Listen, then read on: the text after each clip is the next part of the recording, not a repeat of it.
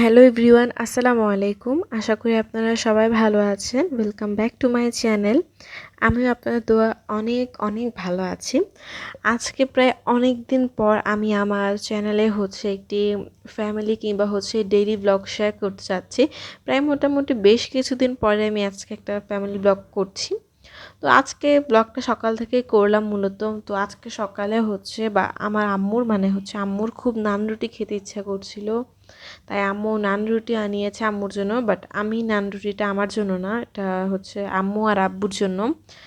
আর বাসায় ফল ছিল, আঙ্গুর আর নাশপাতি, আপেল, মালটা, এই কয়েকটা ফল ছিল। ফলগুলো মূলত আমার জন্য। আর ডিম পোস্ট করেছে, তো ডিমটাও আমার জন্য। আমি যেহেতু সকালবেলা এখন রুটিটাও অ্যাভয়েড করি, খাই না, তো এগুলি ডিম, ফল এসব কিছু আমার জন্য, বাট নান রুটিটা আম্মুদের জন্য। তারপর নাস্তা খাওয়ার পর আমার কেন জানি এত বেশি পরিমাণে খিচুড়ি খেতে ইচ্ছা করছে, এত বেশি পরিমাণে।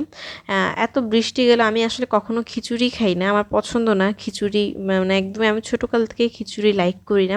বিরিয়ানি, কাচ্চি, পোলাও এগুলি খুব পছন্দ করি, বাট কেন জানি আমি খিচুড়িটা পছন্দ করি না।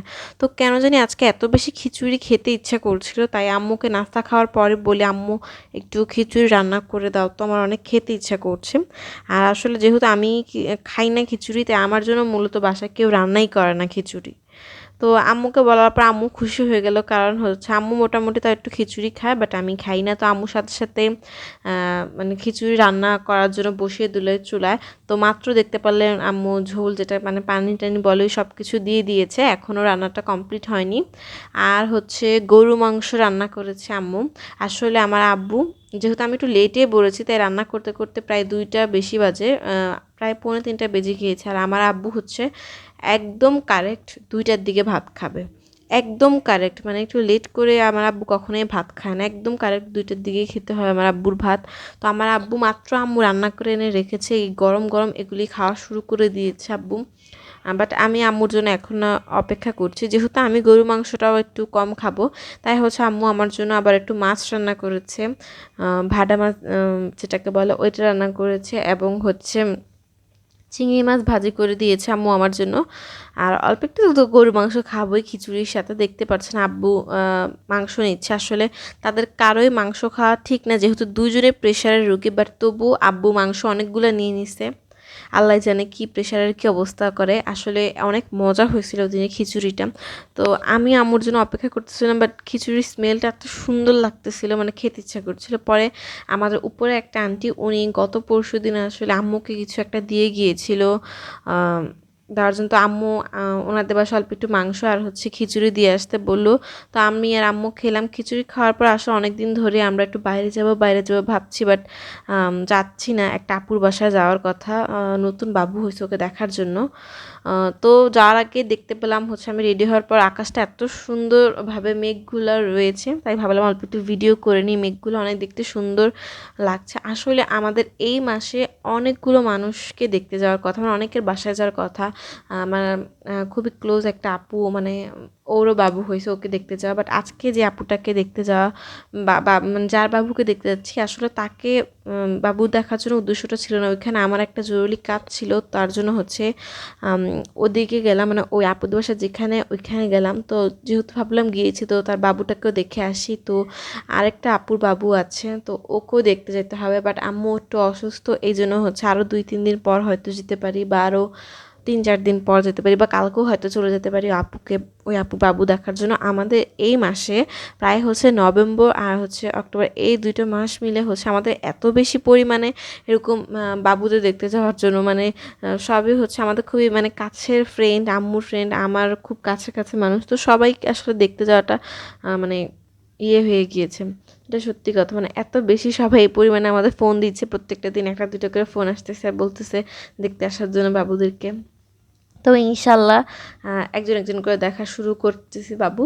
তো আজকে আমি আমাদের বাসা থেকে আসলে আপুদের বাসাটা একদমই কাছে, বাট আমার পা অনেক বেশি ব্যথা ছিল, তো যাওয়ার সময় হচ্ছে রিক্সা দিয়ে গেলাম। বাট আমাদের বাসা থেকে একদমই কাছে বাসা, একদম হেঁটে যাওয়া যায়, বাট আমার প্রচণ্ড পা অনেক ব্যথা, তাই হচ্ছে যাওয়ার সময় আমরা রিক্সা দিয়ে গেলাম। আর এখন আমরা যে রোডটা দিয়ে গিয়েছি এটা হচ্ছে প্রচণ্ড ভাঙা একটা রোড ছিল, মানে কি বাজে একটা অবস্থা মনে হচ্ছিল তখন। রিক্সা থেকে নেমে এর থেকে ভালো হতো আমি হেঁটে যাই। মানে দেখতে পাচ্ছেন এখন আমরা মানে একটা গলিতে ঢুকলাম আবার বের করেছি, তারপর হচ্ছে আমরা অনেক কষ্ট করে একটা চিপা চাপা দিয়ে মানে মেন রোড দিয়ে না গিয়ে গলির ভিতর অন্য একটা টলির ভিতর দিয়ে দিয়ে হচ্ছে কোনো মতে আপুদের বাসায় পৌঁছাতে পারলেই হচ্ছে, যেখানে মাত্র আমাদের 5 থেকে 7 মিনিট লাগবে যেতে, ওইখানে আজকে আমাদের প্রায় 15 মিনিটের মতন লাগছে, শুধু রাস্তা কেটে ফেলার কারণে। আরও করোনা আসার পর থেকে রাস্তার কাজগুলো যতটুকু চলতেছিল আরও মানে বেশি ইয়ে হয়ে গেছে, বাট যা কিছু হোক না কেন আমাদের বাসার রাস্তাগুলো ঠিক হয়ে গেছে, এটার জন্য আমি অনেক অনেক মানে হ্যাপি। মানে আমাদের জায়গার অন্তত ঠিক করলাম। তো তা আমরা চলে গেলাম সন্ধ্যার কিছুক্ষণ আগেই বা মানে বাসায় পৌঁছালাম আপুদের। তো যার পরে দেখতে পাচ্ছেন বাবুটা মাত্র হচ্ছে 14 দিন হয়েছে, আজ মানে 14 দিন, হ্যাঁ 14 দিন হয়েছে ওর। ছোট ছোট হাত, ও হচ্ছে ঘুমাচ্ছে। আমরা যাওয়ার পর থেকে ওকে ঘুমানো দেখলাম। আসলে বেশিক্ষণ ছিলাম না আপুদের বাসায়, এই 40 মিনিট থেকে 45 মিনিটের মতন ছিলাম। তারপর হচ্ছে আপুরে নাস্তা দিল, আসলে নাস্তার ভিডিও আর করলাম না। আপু নাস্তা বানানো নুডলস দিল, পপকর্ন দিল, আরও শরবত টরবত কী কী মিষ্টি দিয়েছিল। আমি তো সব কিছুই খেতে পারবো না, তাই হচ্ছে আমি সব কিছুই খেলাম না মিষ্টি। আম্মু জাস্ট অল্প একটু মিষ্টি টেস্ট করলো। তো নাস্তা খাওয়ার পর হচ্ছে আম্মু বাবুকে কোলে নিল।